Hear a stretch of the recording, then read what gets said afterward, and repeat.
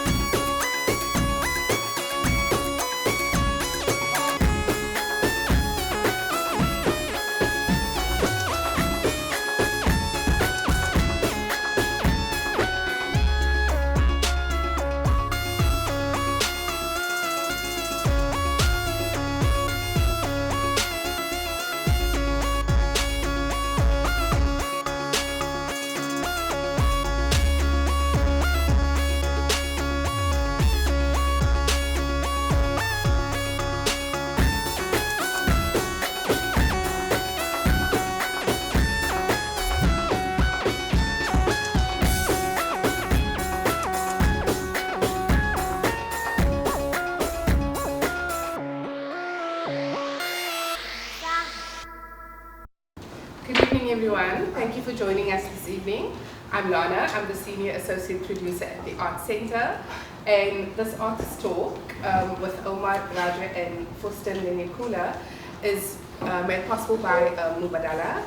And this residency of Makamat and C. Omar Rajeh is made possible by Dance Reflections by Van Cleef and our pals.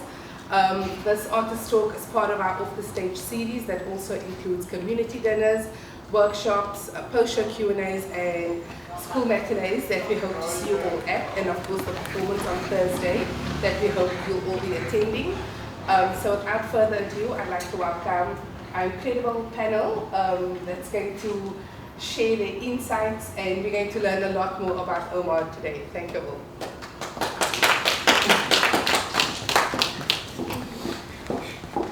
Hey, Anani, ne va pas trop loin, pas trop Non, parce que lui, Let's keep closer together and keep the warmth. Yeah. So, yeah, this feels better.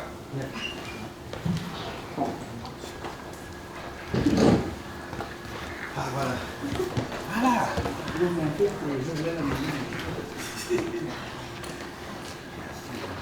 So, hey, Omar, it's been long. It's like we met, I think, about 20 years ago. And we were, yeah, we were young and beautiful. And dreaming of changing our world, you know, and where are we at 20 plus years later? Where are you at? I moved apartment. Yes, it's a long time, for sure. Yes, I would say, just to get us started, as I was thinking about this time, I remember something I heard from Peter Sellers, the American theater director. We were talking and just said, you know, maybe ultimately theater is nothing but poetry in context. And when I look at your work, when I read about your work, clearly for me there is like a permanent quest for that sense of poetry, and yet the context is always there. And so how do you do it? I ask that because coming from the Congo, I'm often confronted with the same question. It's like, how can you be making arts in a country that is burning?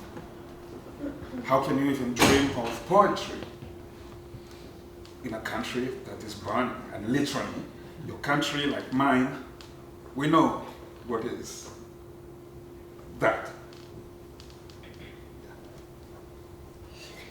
It's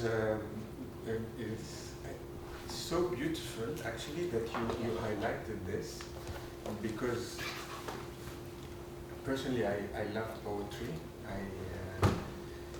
I like to write a lot.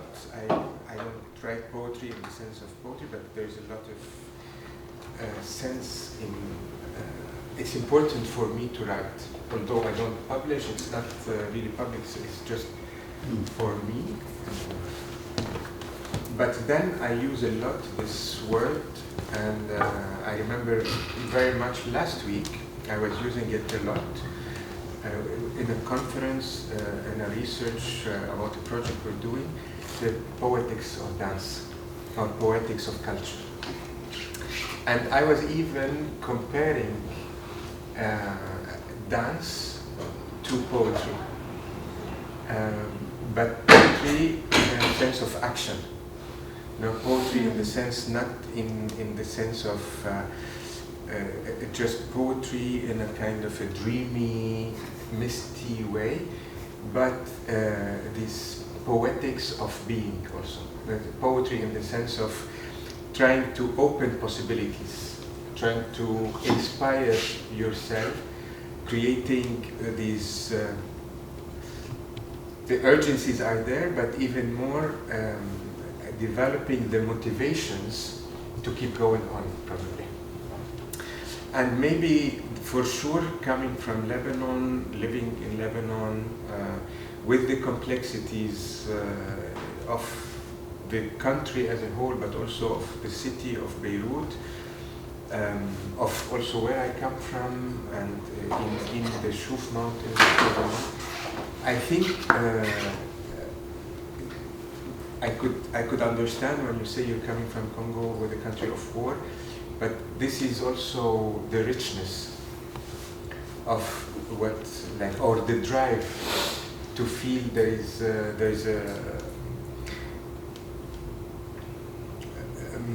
more than this, just an idea of a cause, but it highlights. Sometimes I remember, I mean, during the war, so when I was a kid, I always, when I look at the past, I feel this moment when you're close to death, for example. It's kind of the moment where you start looking at the essentials and the priorities, at what really makes sense, rather than what the things that are on the periphery, or what you just want to go. You say, okay, I have to do this or this or this or this. Like, you go really to the essence of things, and probably this sense of urgency, or this sense of conflict develops this possibility. I was always making sure that it's always shifting into motivation, shifting into inspiration for me to go on, rather than something heavy that is on my shoulder that is pulling me backwards. So, okay. Could dancing then be a way of resisting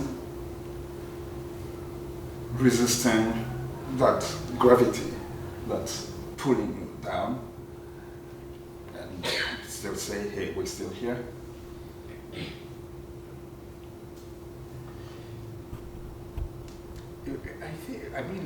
I feel dance is a very strong, is powerful for to change people. Maybe culture does not change, but still, I start from myself. You go into, like, the individuals. I know people, they go into a performance, and this performance changes their life. So maybe we sometimes we say, okay, culture does not change anything, but in fact, when you look at the tiny details, the individuals, it changes a person's life. For me, at, let's say, 14 years old, seeing a performance, it really shifted my perceptions of things. So there is definitely this sense of resistance to grow, resistance to, also in the talk here, like I mentioned, I use a word that I like very much. Dance is a confirmation of presence, to remind ourselves that we are here, but also not only that we're here, it's to a confirmation of the nature of this presence, or a question of the nature of this presence, with our bodies, with our sensualities, with our senses, to be. When you're talking about the action, the poetic action, you talked about the space of possibilities. Then I remember something I heard, a very important poet for me, it was Aimé Césaire, French poet from the Caribbean island of Martinique. For over 40 years, he was the mayor of Fort-de-France, in Martinique. And he was asked in an interview, it's like, how do you reconcile being a mayor and also being a poet? And his answer was, as a mayor, I go to this neighborhood and there are no roads. If we bring in a road there, it's like an act of creation. And so you invent a possibility there.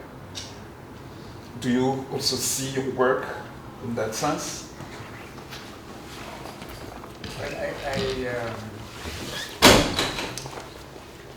I like playfulness in the work. Maybe sometimes I try to approach things in this playfulness, not in a sense just of simplicity, but playfulness of opening possibilities. Taking things maybe serious, but at the same time it's like with the innocence of the explorations. And I think this could be something powerful in terms of maybe looking for possibilities, or I never had this intention that I need to develop a road, let's say, in the sense of, but definitely I always had the need to explore possibilities, and the need to find a better possibilities for my my presence, let's say, or at least for my profession, for the sustainability of the work. And I also feel that there is a moment where we change a lot of things, but we cannot control change. You could initiate change, you could motivate things to change, influence change, but you cannot control where is this change going. So I feel I'm more into, I like to initiate, and this is probably the playfulness of things. I don't want to control where this change will lead, where it will end up, but I'm very much in the, I feel myself in a lot in the initiations, and this is where there is a sense of playfulness in things. And as you're talking about playfulness, I just think about the word play, which is like any piece of written theater, we refer to it as play. Even, even if it's a tragedy where people are killing one another, it's bloodbath all the time, we still say it's a play. So maybe that notion of playing is at the heart of everything we do, and if we can find the strength to play with everything, even what that can kill us, maybe then we can be stronger. And talking of possibilities, because we're dancers, it begins with the bodies. What are the kind of possibilities that a Lebanese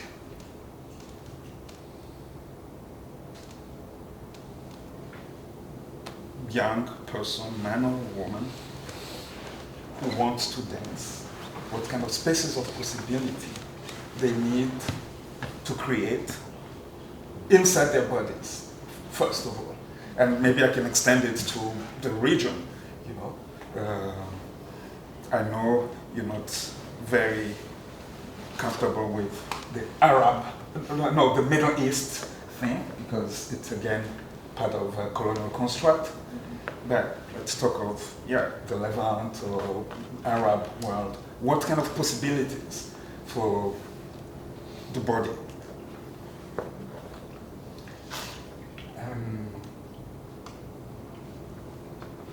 It's, well,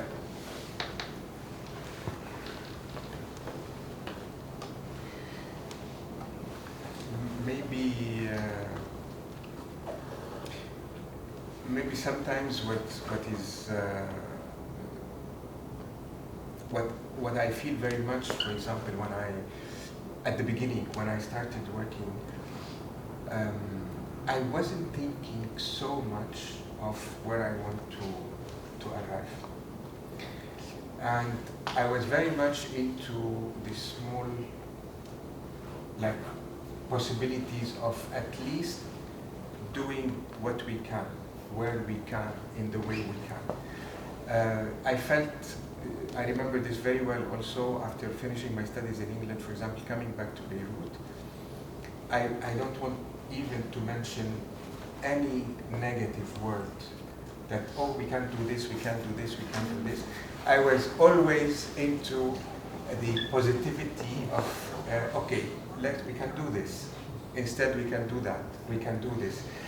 And maybe this was also a kind of defense mechanism, but also a way to think of, not to waste time with trying really to hit your head into the wall, but just to look for what could work in a certain context, in a certain space, and where we can, where this could lead us from one part to another.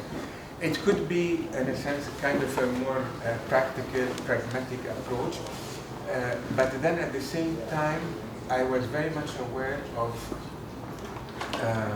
what I wanted for the process of doing things. It was very much important for me also not to fall into, when you mentioned, let's say, this Middle East, the colonial, I studied in Europe, a lot of influences for my work were also in Europe. But then I felt there is a need to work in the locality, to develop the locality, to create, first of all, in myself, to grow, to mature, in order to be able to propose. And probably instead of going into the opposition, for me, I prefer to go to say, okay, this is my proposal. And then just to deviate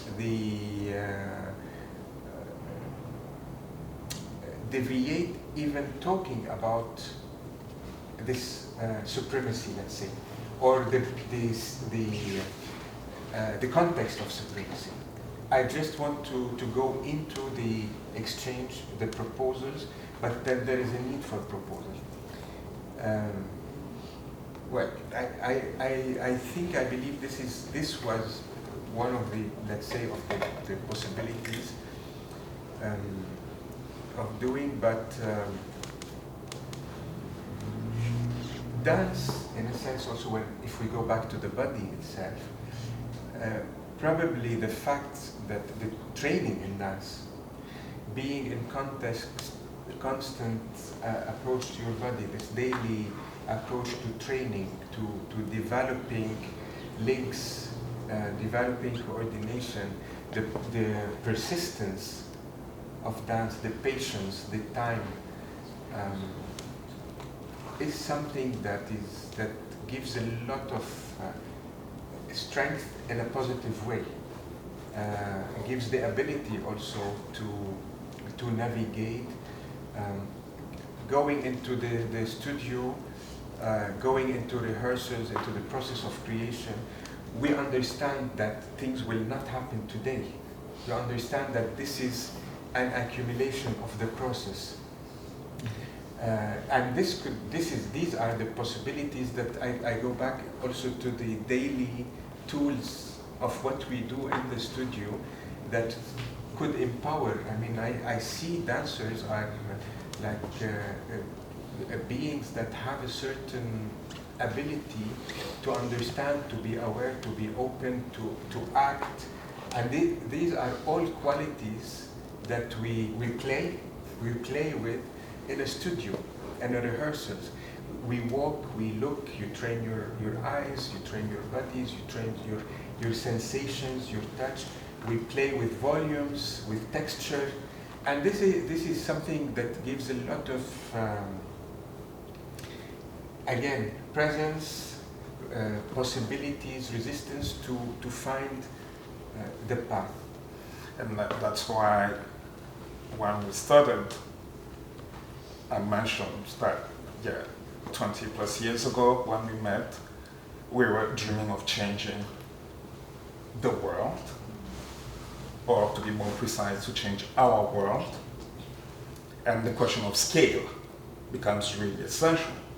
It's like, even if it's just, in my context, being able to clarify something about the possibilities of my bodies, and then that of the people around me, it's already a lot. It's already a lot. And I know that having started a company, a festival in Beirut, but then it grew, to radiate. Welcome. It grew to radiate in the region.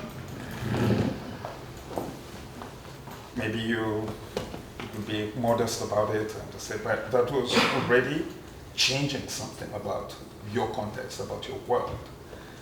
Do you feel today that, at least because you've done that, those who are coming after you can have it a bit less difficult? Because I'm not saying it's easy, but just say it.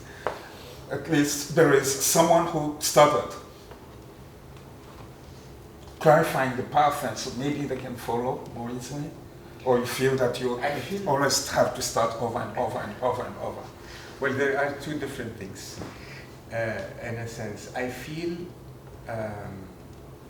today we're in a very special or maybe unique moment in history or our lives. We're in a moment of transition, as if we are going into a new logic of doing things, new relationships. We're going into a world where digitizations, artificial intelligence, whether we agree or not, whether we like it, we don't like it, we are really going into. It's another. I feel this is a very strong moment in history, like maybe the Industrial Revolution or the Cultural Revolution. Now we're going into another totally new structure. So I feel it's going to be much more difficult, but it is never easy. And what is important also in the context of Lebanon, for example, I felt there is a need that we stop or like to make sure that we don't start all over again each time. So we need to acknowledge also the work of others, the development of others. Of course, like what I started spontaneously in Lebanon is something I wanted. I never expected that it will it will grow or affect so much. But then it was clear that there was a need. My need also was kind of a need for other people in Lebanon, but also in different countries. But I wouldn't have been able to go into something and to contemporary dance, for example, even the terminology was not existent. I think we met in Beirut, there was nothing called contemporary dance at the time. But then I managed to go into this because of other people before that managed to establish things, whether in dance specifically, but also in theater, in visual arts, in music, is building all of this. So I also take your question, what is extremely important for me at the moment today is that there is a need to revisit how we create, or not only how we create, but our perception of culture, the dynamics of culture, how we present what it means. There is a need to go today into this, to think of how culture could also follow, and not only follow, but how could culture be in the dynamics of this change and leading this change that we have in the world into something, I don't want to say meaningful, but at least how could culture shift itself into a place that could be still proposing and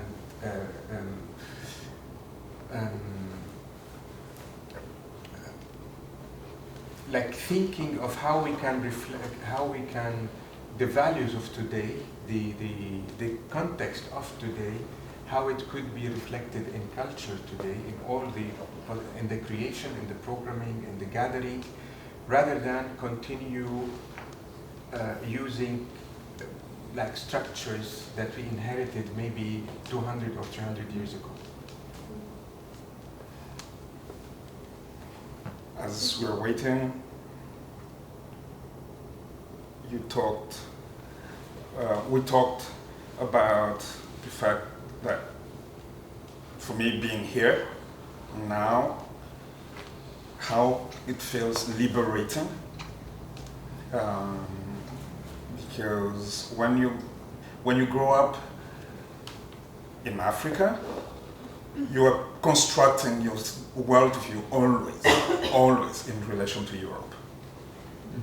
Whether it's a rejection, but it's always there. So this big mirror there, that's the colonial history. And coming here, suddenly, I'm like, oh, Europe is irrelevant. Yeah. It's not the center of the world, and we can reinvent ourselves differently, from a different perspective. And of course, we have to negotiate still with history, but how is it for you to navigate between this region that gives me this sense and Europe, where you are partly, where your work is partly located? Yeah. Well, I mean, I have a lot of respect for this country, in the sense of I could also feel the energy. I came in 2003, before this time here, and it was before that it was kind of 12 years. Maybe I came in 2010, 11, something like this, and I realized the huge shift, specifically in culture, in the dynamics of culture. Of course, there's a lot probably to do, and it shouldn't stop here. But also compared to Lebanon, I feel Lebanon is constantly in a process of destruction, like what we already have that could really grow wider, mature, stronger was because of the conflicts, because of the continuous wrong decisions. There is, because for me, I'm always into the responsibility starts from the beginning, from the individual, and then before we put responsibility on the others. So I'm compared to here, there is this sense of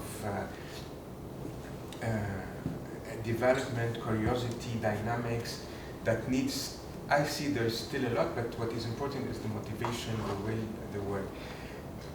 And this was more or less the maybe my relationship to Europe.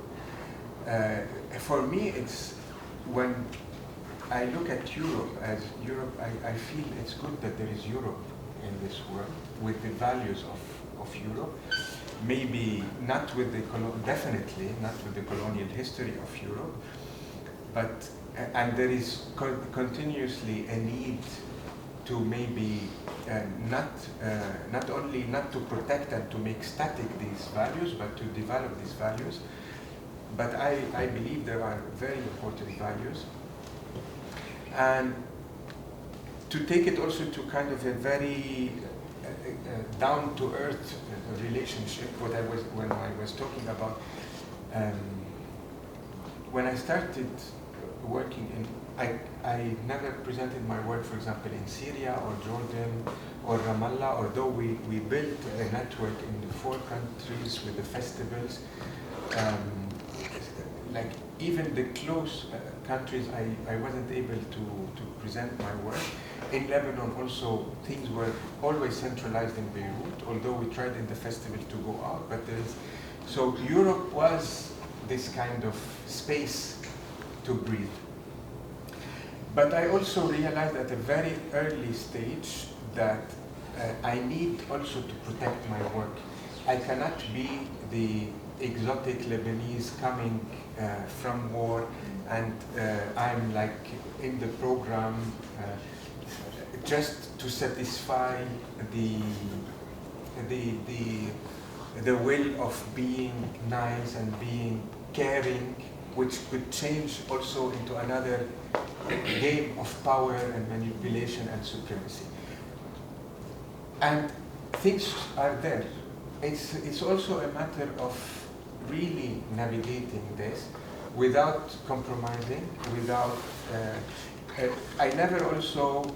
We had a lot of course, stories, and I feel I have to be very clear in things without being afraid of disagreeing, and without being afraid to say, okay, this is my opinion, without blocking the war.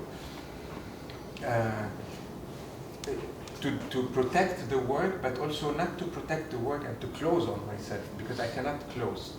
There is a need, being in Lebanon, there is a need to continuously be open to the world. And it becomes a kind of a part of my nature, that it's part of a kind of a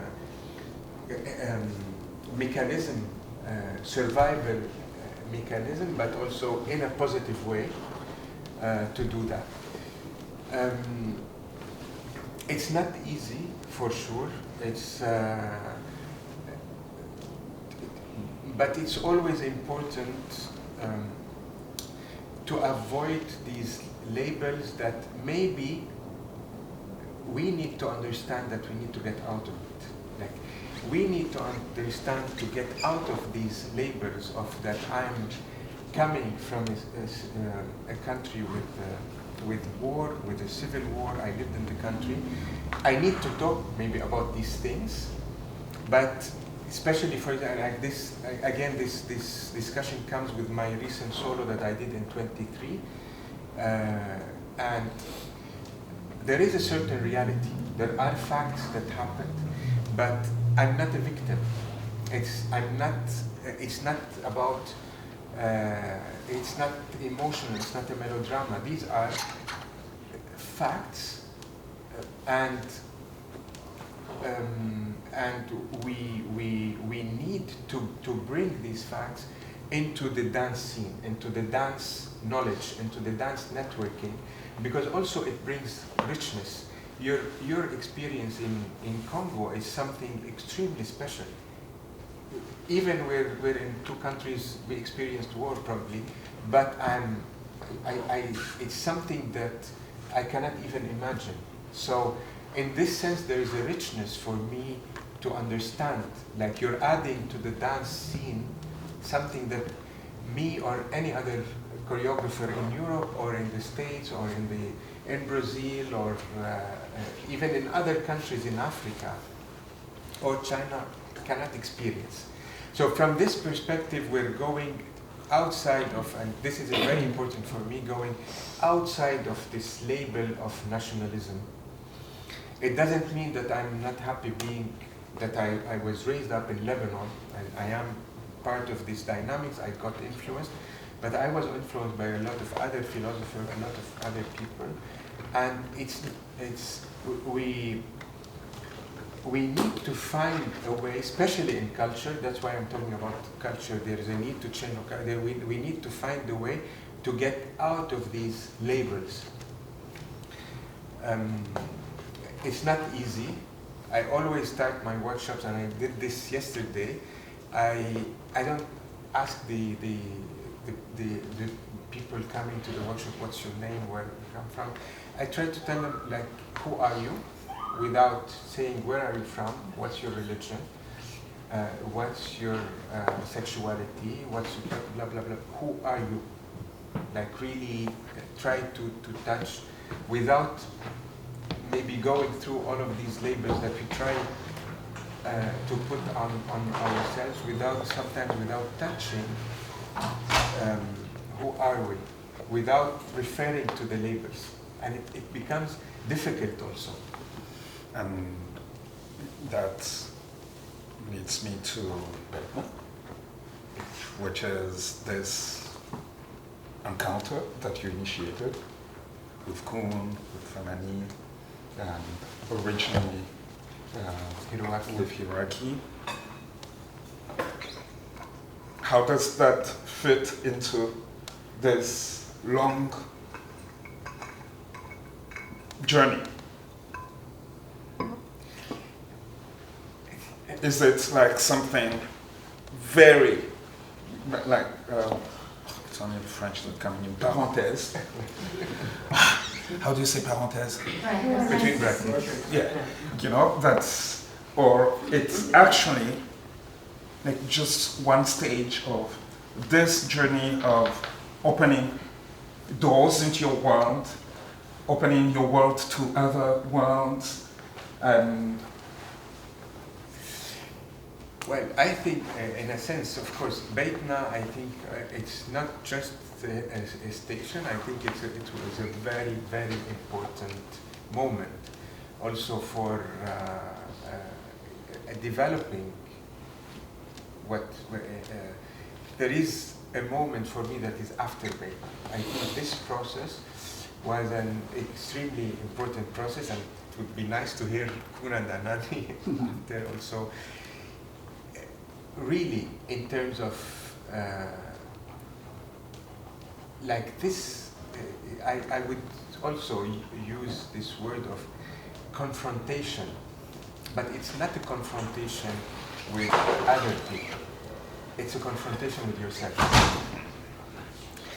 And it was really a very deep process, with a lot of agreements, a lot of arguments, a lot of disagreements, a lot of difficulties to define the space of where we are. So it was, in a sense, a very, very important station, I think, though. And it's, of course, I started, like, for me, what I do today was kind of the result of something that started after I finished my master's degree in the UK. I started a PhD that I never continued, but then I continued work, like I wanted to go into the practical, working in Beirut in 2009, I created this performance that is called The Assassination of Omar Rajeh. And it was really the moment where I started looking at the body. It was a work about the elimination of journalists. I mean, the elimination also of words, of thoughts, that there were a lot of assassinations in Lebanon at the moment, in 2005, 2006. And I asked myself, so I'm in the studio, like with also the big demonstrations in 2005 in Lebanon, but am I living in my bubble? Am I outside life? And I think I'm really deep into life with my work and what I'm doing. So this was the question. And so starting with the assassination, that I started realizing there is a certain thing in terms of body language that I didn't understand. I was trying to do spontaneously. The experience of Beytna, it was a very important moment. And this what probably allowed for things to mature later on, mainly in the work of, I did hashtag Minaret, that I feel I kind of arrived to a certain maturity in terms of realizing really where are my interests in the work, but then of course things developed very much. But working with Kuhn, with Anani, with Hiroaki, and I always use sometimes also this term that comes to me. It's more about like you start to learn. It's not enough to understand the other. You cannot say, okay, I understand you, but stay far. I like you, I accept you, but please, like, so it was the question of, we were in the studio, it was a big discussion, but what do we do, how do we start? How can we lead, how we can follow, what will happen? We're coming, regardless, I mean, this is also, regardless from the cultural background, that at some point became trivial in the rehearsals. What was extremely important were the artistic statements of each one of us, the artistic understanding of how we, each one of us, construct the performance or construct the work in terms of like abstraction or narration or rhythm or chaos, or these were like the individual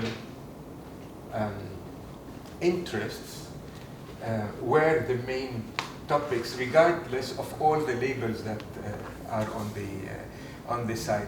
And then it was a question of how can you be in the space of the other and allow the other to be in your space without creating otherness, but then with something extremely important, and I like this word very much, with respect.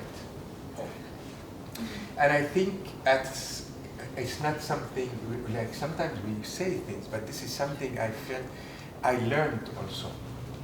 I experienced. I couldn't do it in many times, but even now, I feel after 8 years, probably I started understanding what or the process that we went through in 2016. How are we doing time-wise, Lana?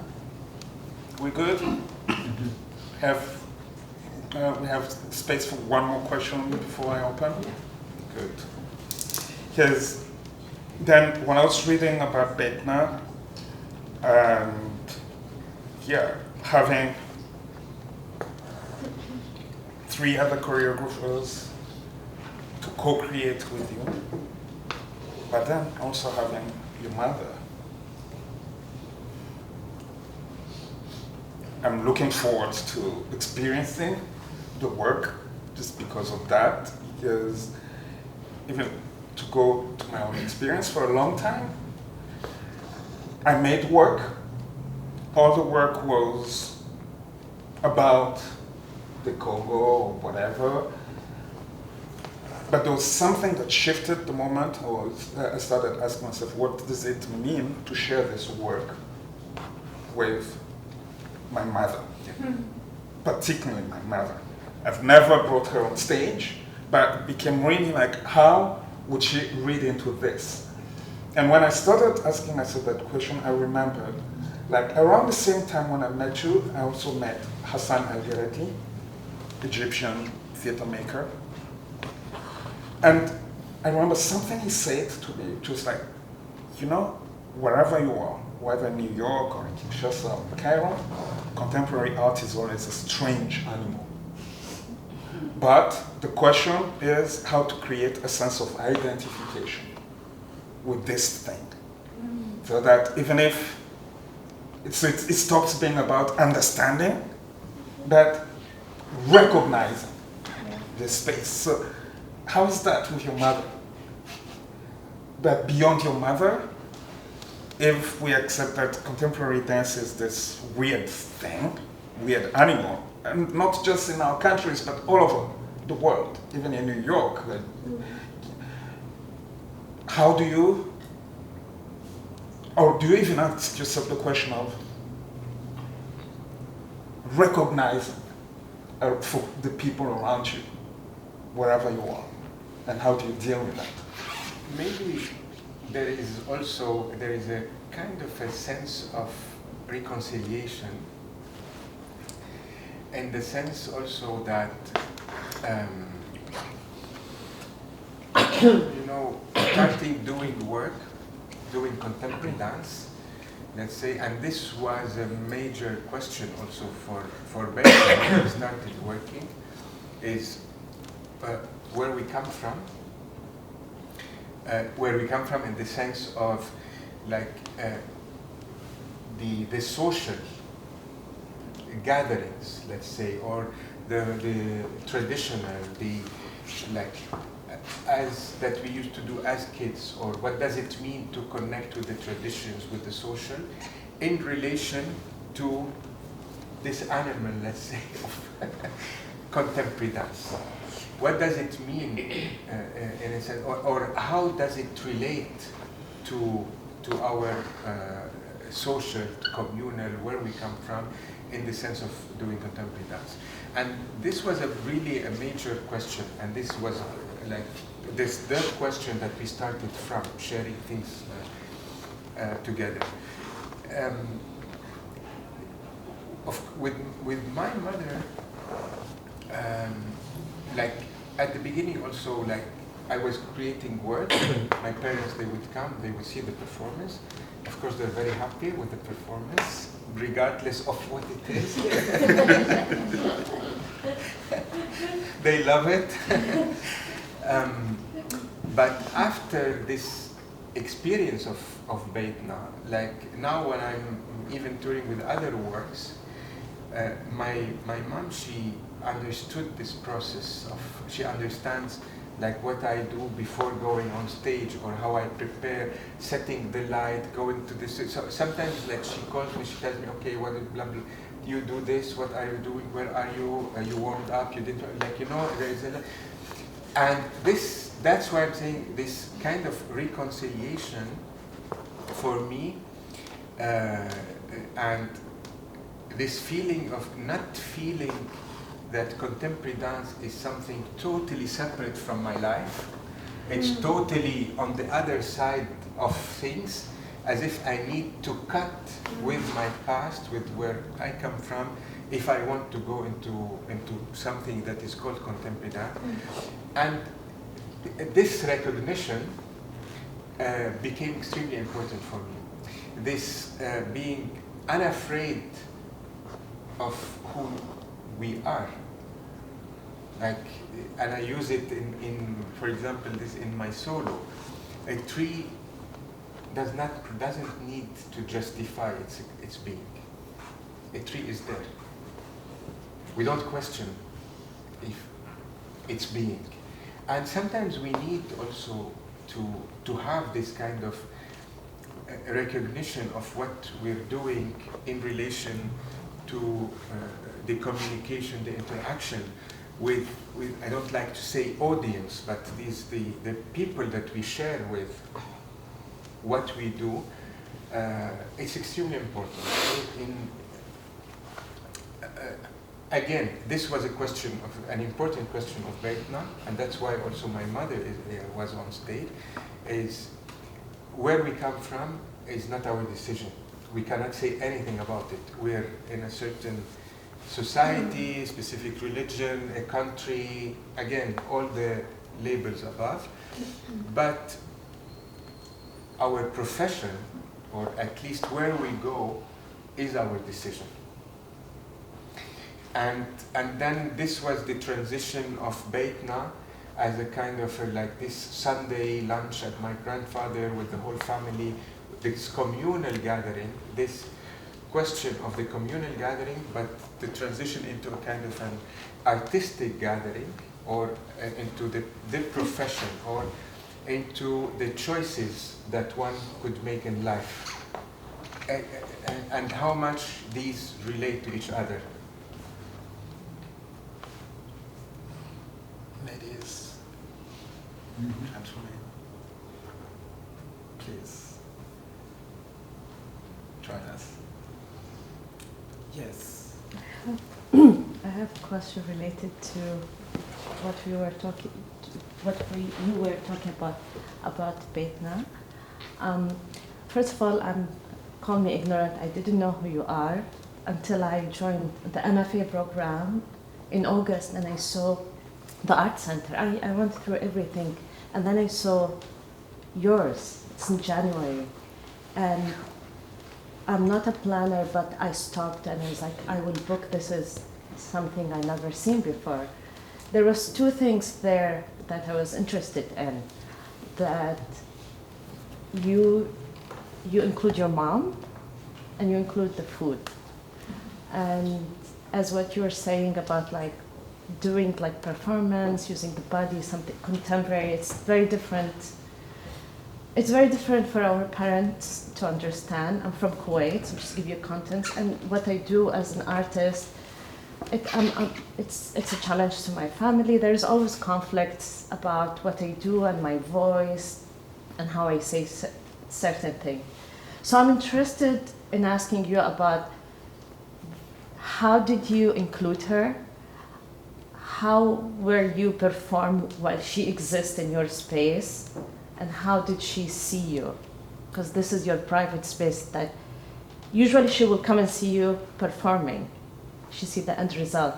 But there's something happening when her being there, being the mother, and she will do what she do very good, and you're doing, and you're kind of including two different words together.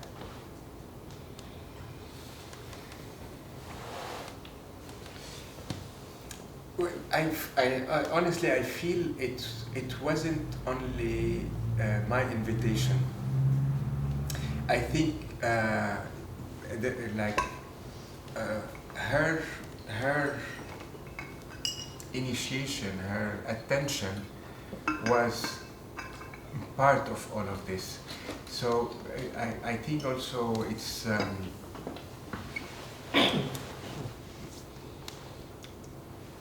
it's definitely, like I said, for her being into the work that I do, that I feel could be something very much, let's say, about, compared to the family, it could be like you feel this is a private thing that you do. But maybe my also sense that I felt it doesn't have to cut. If I'm an artist, I don't have to cut also with who I am as a person. Artists, sometimes we forget that we are also citizens. I mean, we're like, for me, I'm not into this also idea that artists are intelligent human beings, that they have a message and the audience, they come, like it's really a communication. So this invitation to my mother, it didn't come from me only. I think she initiated this in a way or another also. I'm interested in the relationship between you as a son, an artist, in a space with mother, and then like working together, like the relationship,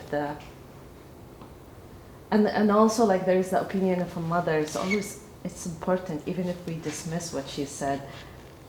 I'm just curious about these kind of the private moment between you guys, and how did you navigate? Yeah, if you would like to share. Well, I mean, you could see it tomorrow, not tomorrow, Thursday. There are moments on stage, but it was, for me, it was very spontaneous. And there was a moment where we were, all of us, we were questioning this. And Beytna, like now, okay, the performance has been touring since 2016, and we're a little bit comfortable about it. But it was scary in the sense it was a very delicate performance. There's a lot of, it's also, I was worried, I don't want to present something like as if we're doing a fusion between cultures, you know, and we like, it could be also a very, like it could go the opposite way. Yeah. It was a delicate performance to be able to really go into these. And I remember very well the moment where we invited her to the studio to see if really, shall we go into this direction? Is she with us on stage or not?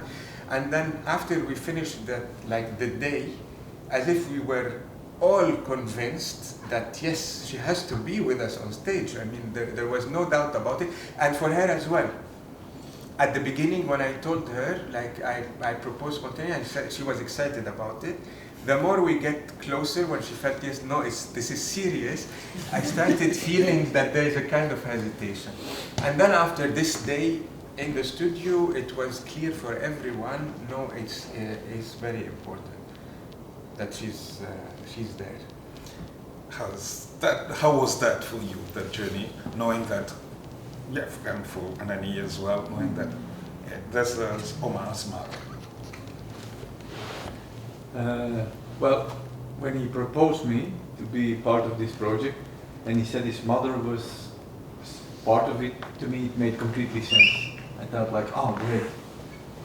Because, I mean, the origin of the project is a memory of Omar when he was a child, and gathering of family and friends with food, poetry, dance, singing, sometimes, and arguing also. And so it made completely sense for me. And you know, Omar said, look, I want to do this with some contemporary choreographers who dance and come from different continents, from different countries. And we're gonna make it together. And then I was like, really? Are we gonna make it I said, yeah, let's do it together. So I was more skeptical about this, that we were gonna make it together. How are we gonna do this? Because these were 4 individuals who make their own work and who have their own vision, and then suddenly they have to do this together. But I thought, okay, it's once in a lifetime. This experience, I'm gonna be in the mountains in Lebanon. And also in a way, it attracted me also because he said, I thought if we do it together, I'm gonna learn from the other ones also. So in that sense, I feel like the things, a lot of things you've been saying, it makes sense. It's a continuation of a trajectory, I find, because there is the openness to exchange. There is the space to exchange. So, and actually we really did this, you know, in the summer in the mountains. So Omar was directing a few days, we were following, so I was seeing his approach, and then Hiroaki was doing things, Anani was coming with completely other things, not that it was always easy then as a dancer to immediately come with something consistent, but I mean, there was a real exchange there in the summer. Absolutely. Even also with one of the musicians, Trio Gibran, because the musicians used to be Palestinian. Trio Gibran, the youngest, wanted to dance and make film, and he was. So that was an exchange really. But then we went back in the winter, and it was cold, and there's no hardly heating, and the electricity is falling out, and it's like other conditions that I'm used to. Definitely, we live together and we have the kitchen just to where we can warm us, which we can heat. So there we were in the kitchen cooking together in the evening after being in the studio the whole day. And then there was a big confrontation for me, because we had at a certain moment we felt like, okay, now we have to start to decide, and we couldn't. It was very difficult to make decisions, to find a compromise or something which we all agree on all the time. So we had difficult times also, like how are we going to do this? And the stress was coming. We have to make the performance, and then at a certain moment we said, look, Omar, you have somebody has to lead it. There's somebody. It doesn't mean that we cannot discuss anymore, but there has to be somebody who takes the lead. That was for me a big confrontation also. Because at a certain moment I was like, oh, where is this going? It felt so. And that was a confrontation for me, because I thought it was more obvious to, let's make it together. And it was a confrontation that it's not so easy to do this. And that we needed somebody who needs to take the big decisions. So. And then it was clear that it had to be Omar, because he came with the concept and he invited us. So. And we went.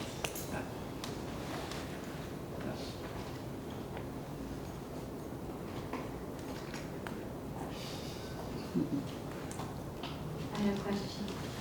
When you mentioned how contemporary dance can be perceived as weird or, difficult to understand, how do you think? What is the secret?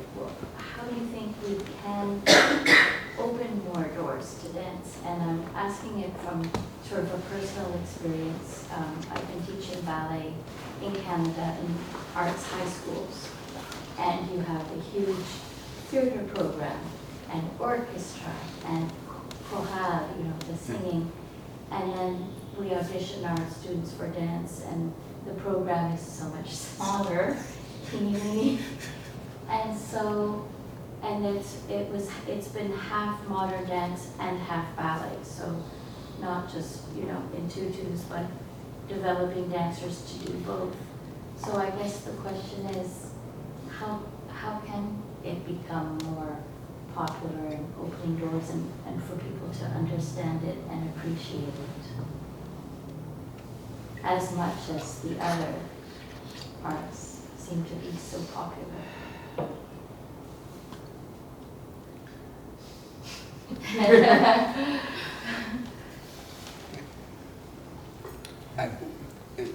Like my first spontaneous impression, I think sometimes we need not to defend the terminology, but we need to defend the actions. So we need to defend what we do. It's not about, for me, it's not important now, today. Probably at the past I was like more, but maybe with time, with doing things, it's not important if my work is contemporary dance or not contemporary dance. Yeah. Like there is a certain proposal that I would like to share. I'm also not alone in this. In the case of Beytna, like this, but also when we do different work with other people, other creators, other dancers, it's the proposal is also important. And when we start trying to defend a terminology, I realized that I don't have the same understanding of what is called contemporary dance to someone else in Lebanon. Like, I don't want to go even to some people that I'm working with. So I feel there is probably there is a need to also one of the things also when I started working in Lebanon, when I said like I was always going into the positivity, I felt sometimes we fix labels. Sometimes we start saying, but contemporary dance is weird, let's say, or we say but people, they don't come to theaters because they don't like dance. And I think this is something, we fix it, like we fix these labels about our work, and this is also, it's dangerous to do. And I don't think there is, at least for me, I don't think there is a kind of a recipe to say, okay, this is how things should be done. Mm-hmm.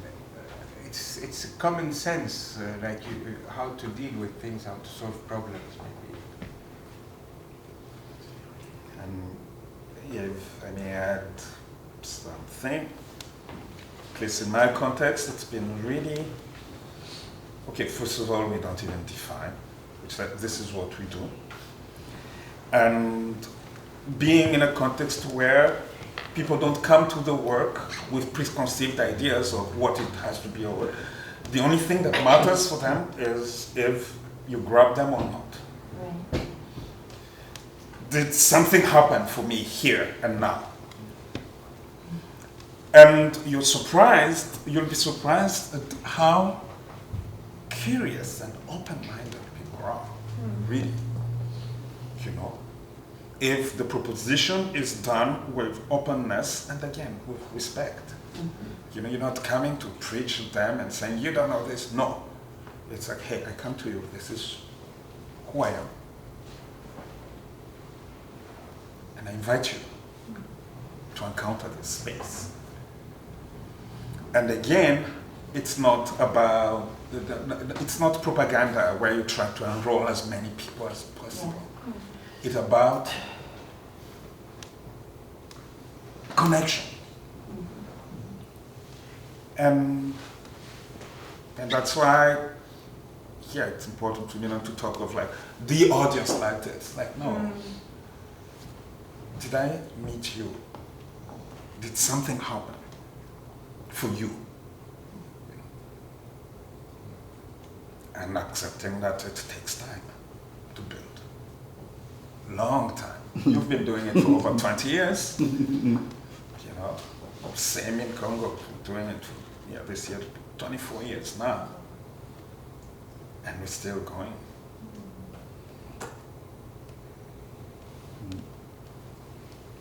I want to, I guess, connect this conversation about the making of work and then about the collaboration with other choreographers and dancers and musicians and that collaborative process and your work as a festival organizer and a curator and how you see the sort of the interrelationship of your work as a dance maker and then as a festival maker and as a curator and what things you see as being a shared practice and what things you think of as sort of two different aspects of your work that you can't reach with the other one. At the beginning, I never thought that I would start a festival. Probably I wanted to be a choreographer and do my work and to dance. But then things came out of a need in Lebanon. And at some point my approach was, I thought, I'm organizing a festival, but with the same approach of like creating a performance. As if I'm thinking of, instead of having a performance for 1 hour, I'm kind of thinking of the whole programmation for over like a week or 2 weeks. How this could go from one thing to another, what does it mean when you look at the program, you see everything. So for me, my approach was very much into a kind of choreographing the whole festival rather than just choreographing my work. Another important factor for me was when I say it came out of a need, because then when I started working in Beirut with no existence, no sense of contemporary dance, I felt there is a need to create an infrastructure for dance. If I want to continue, if my work, if I want to sustain my work, there should be like really a kind of an infrastructure for the dance, the dynamics for the dance. So it was also things directed towards maybe artists. I felt it's important for people that want to go into the dance to see what is happening in the world today. What are the works, where are the interests, what are the thoughts, what are the compositions of contemporary dance, the dynamics of contemporary dance internationally, but also for the people that are coming to see these performances. There is a need also to connect with new thought, with ideas, with expressions. Suddenly the festival it is a festival, but I realized myself after 5 or 6 years saying the festival is not only the festival, it's a political statement. And in a sense it was at some point like this. And probably things, like you said, like this shared experience, at some point you could, I had difficulty because I'm still doing work, but I'm also organizing the festival, and I had difficulties. I always found myself when I'm sitting with the programmer talking about the festival, talking about other artists, and I don't know what to do with my work. So like there is this conflict, but at a certain point, again, this word of reconciliation or even recognition, then I realized that this combination outside of the labeling or the roles to do this or that or this, maybe it works in certain contexts, but then in the context of Lebanon there was a need to go into this. There was a need also for someone that is programming a festival to understand and to be very much aware of dance, of what could be the interesting proposals for that moment in Lebanon, in Beirut. And I'll tie that to what we were talking about at the beginning, about creating space of possibilities. So here we are in a context where no one is doing this kind of work, and because we don't want to be doing solos for the rest of our lives, you start bringing people around you, and then you're like, okay, we want to be able to communicate, to connect with the people around us. You start inventing, you're thinking about ways of sharing the work, and without realizing, you wake up one morning, oh, I have a festival. So for me, it's just like in the same way, you were creating possibilities at the poetic level. You're also creating possibilities at this relational level. How does this work exist within my context? And how do we continue growing together? So, hey, thank you. Thank you.